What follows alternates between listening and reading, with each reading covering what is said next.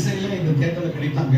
ஆனா ரொம்ப உறுதியா முதல்ல இருந்து இந்த டைரக்ஷன்ல தாங்க போகுது, ஒரு பெரிய கிரவுண்ட் ஸ்வெல் இருக்குங்க அப்படின்னு அவர் அணில் என்று விமர்சிக்கப்படுற அளவுக்கு கருத்துக்களை சொல்லி வந்தார். நிச்சயமாக இப்போது இந்த கொஞ்சம் பாராட்டு நன்றி. இந்த இது எவ்வளவு நல்ல பாராட்டு. 120 தொகுதிகள் என்ற அளவில் இருக்கக்கூடிய ஆதரவு என்பது அடுத்த சில நாட்களில் 150 தொகுதிகள் ஆதரவை பெறுவதற்கான வாய்ப்பு உருவாகின்றது. அது முக்கியமான விஷயம்.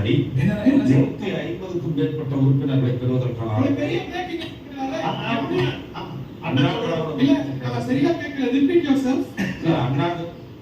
தற்போது திரு விஜய் அவர்களுக்கு இருக்கக்கூடிய 120 சட்டமன்ற உறுப்பினர்களின் ஆதரவு என்பது அடுத்த சில தினங்களில் அநேகமாக 150 உறுப்பினர்களின் ஆதரவு என்கிற நிலையில் எட்டுவதற்கு மிக பிரகாசமான வாய்ப்புகள் இருக்கின்றன. நான் பார்க்கிறேன். அண்ணா திராவிட முன்னேற்ற கழகத்தைச் சேர்ந்த மிக கணிசமான உறுப்பினர்கள் திரு விஜய் தலைமையிலான ஆட்சியை நாம் ஆதரிக்க வேண்டும் என்று நேற்றைய தினம் கூடி பேசியிருக்கிறார்கள். அவர்களுடைய முடிவு என்பது அடுத்த ஓரிரு தினங்களில் வெளிவருவதற்கு நிறையவே வாய்ப்பு இருக்கிறது. நிறையவே வாய்ப்பு இருக்குன்னு அதிமுக உறவுகளை ரமேஷ் சொல்றாருன்னா கெசட்ல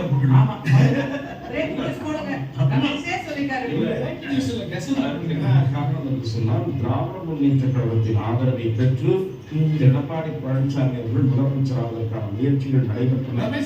உங்க ஆலோசனையா? உங்க ஆலோசனையின் பேர் உங்க பேச்சு நடந்ததா?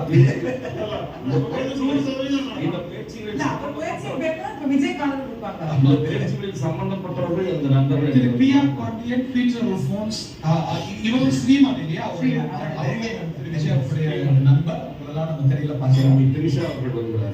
திரிஷா அவர்கள் அவருடைய காரணம் ஆமா, இது கடம்பர காட்சி. ஆனா அவங்க வந்து சேர்த்துட்டாங்கன்னு நினைக்கிறேன். அதே நேற்றைய தினம் அந்த அண்ணா திராவிட முன்னேற்ற கழக சட்டமன்ற உறுப்பினர்கள் திரு எடப்பாடி பழனிசாமி அவர்கள் இல்லத்தில் முதலில் கூடினார்கள். பிறகு திரு சி.வி. சண்முகம் அவர்கள் இல்லத்தில் அலுவலகத்தில் ஆலோசனை நடைபெற்றது. காரசாரமான வாக்குவாதங்கள் நடைபெற்றிருக்கின்றன.